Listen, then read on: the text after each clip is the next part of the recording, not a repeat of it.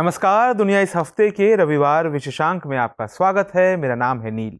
हमारा ये कार्यक्रम अंतर्राष्ट्रीय घटनाक्रमों से जुड़ा है, जिसमें हम हर रोज घट रही घटनाओं पर बात करते हैं ताकि बदलती वैश्विक राजनीति को आप बेहतर ढंग से समझ सकें।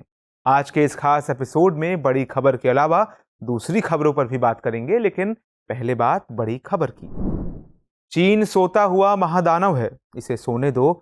अगर ये जाग गया तो सारी दुनिया को हिला देगा।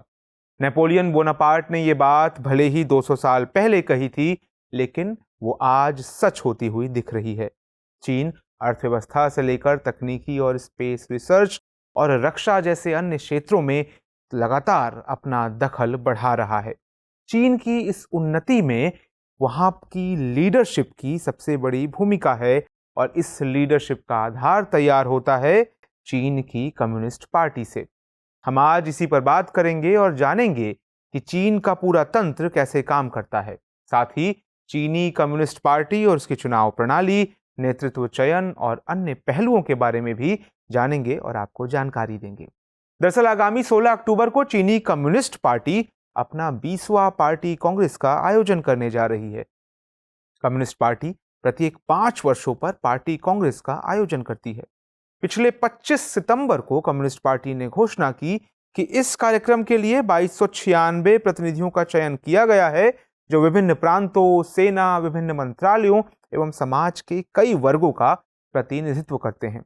एक सप्ताह चलने वाले पार्टी कांग्रेस में मुख्यतः 3 कार्य किए जाते हैं: नए नेतृत्व का चयन, पार्टी संविधान में संशोधन और मुख्य नीतियों का निर्धारण। पार्टी कांग्रेस में भाग लेने वाले प्रतिनिधि सैद्धांतिक रूप से एक नई सेंट्रल कमिटी का चयन करते हैं। आगे चलकर यही सेंट्रल कमिटी एक नई पोलित ब्यूरो और पोलित ब्यूरो स्टैंडिंग कमिटी का चुनाव करती है।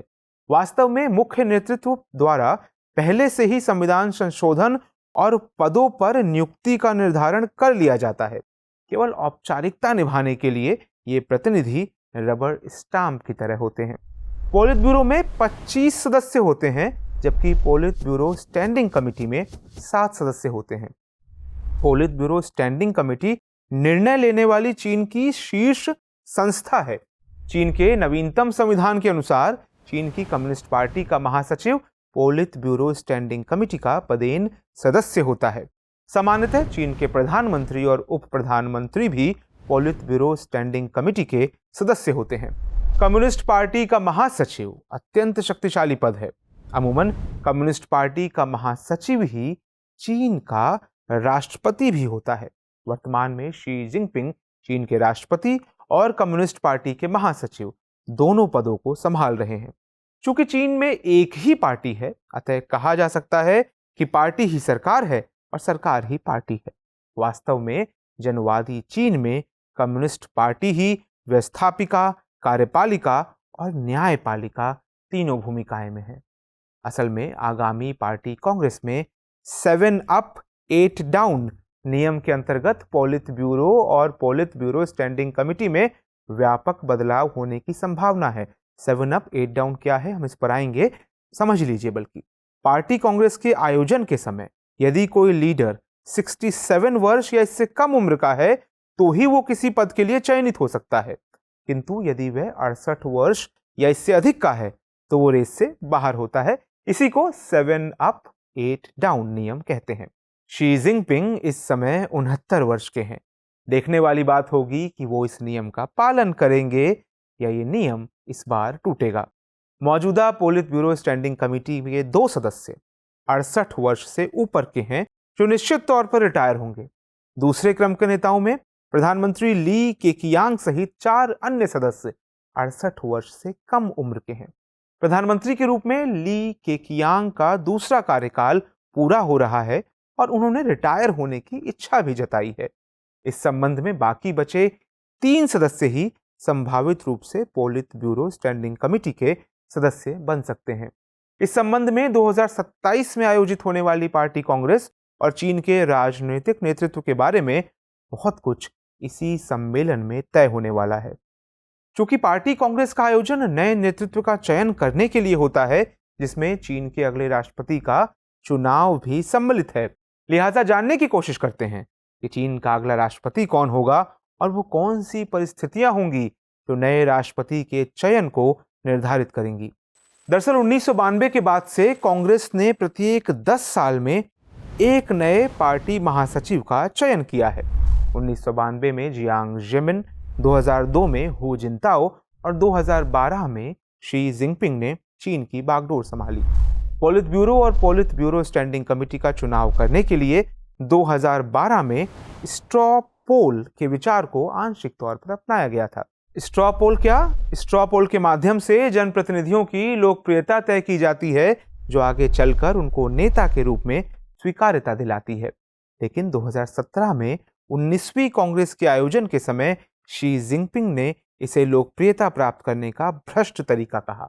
उस समय के जिनपिंग के उत्तराधिकारी के रूप में देखे जाने वाले झोउ योंगकांग और चोंगकिंग पार्टी के पूर्व प्रमुख सुन झेंकाई पर स्ट्रॉ पोल का गलत इस्तेमाल का आरोप लगाकर उनको जेल में डाल दिया गया। कहा जाता है कि जिनपिंग ने भ्रष्टाचार के गलत आरोप के बहाने अपने वफादारों को सरकार में स्थापित कर दिया। 2018 में शी जिनपिंग ने चीन के राष्ट्रपति के रूप में 2 ही कार्यकाल के नियम को संविधान से हटवा दिया। इस संशोधन ने साफ संकेत दिया कि शी जिनपिंग तीसरे कार्यकाल की तैयारी कर रहे हैं। पार्टी कांग्रेस के आयोजनों के समय को देखें तो नवंबर माह में आयोजित हुए सम्मेलनों में नेतृत्व परिवर्तन हुआ है, जबकि अक्टूबर में होने वाले सम्मेलनों में परिवर्तन नहीं हुआ है।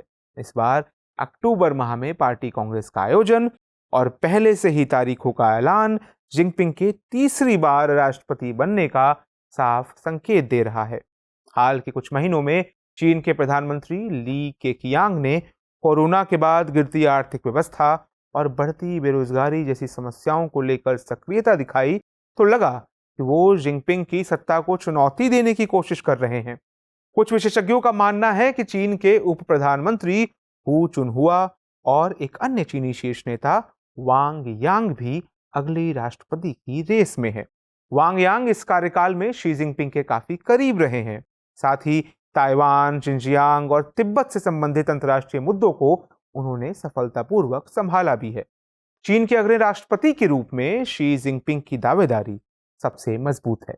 फिर भी यदि किसी वजह से जिनपिंग राष्ट्रपति नहीं बनते हैं तो भी उनकी पसंद का कोई राजनीतिक वफादार ही नए राष्ट्रपति के रूप में चुना जाएगा। कुछ ऐसे मुद्दे हैं जो 16 अक्टूबर से आयोजित होने वाली पार्टी कांग्रेस में चर्चा का मुख्य विषय होंगे और चीन के राष्ट्रपति चुनाव को प्रभावित करेंगे।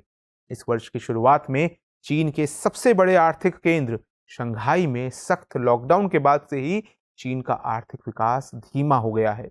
2022 की पहली छमाही के लिए सकल घरेलू उत्पाद की वृद्धि दर 2.5% तक गिर गई है, जो 5.5% के वार्षिक लक्ष्य से कम है। इसके अलावा जुलाई में युवा बेरोजगारी दर 19.9% पहुंच गई है। अंतर्राष्ट्रीय स्तर पर देखा जाए तो अमेरिकी स्पीकर नैन्सी पेलोसी की हालिया ताइवान यात्रा के बाद चीन और अमेरिका के बीच उपजा तनाव महत्वपूर्ण मुद्दा है। पार्टी कांग्रेस के बाद चीन का नया तंत्र किस प्रकार आकार लेगा, ये देखने वाली बात होगी। खैर, अब समय है इस कार्यक्रम के रविवार ये विशेषांक दुनिया मेरे आगे की, जिसमें हम बात करेंगे दूसरी अहम अंतर्राष्ट्रीय खबरों की।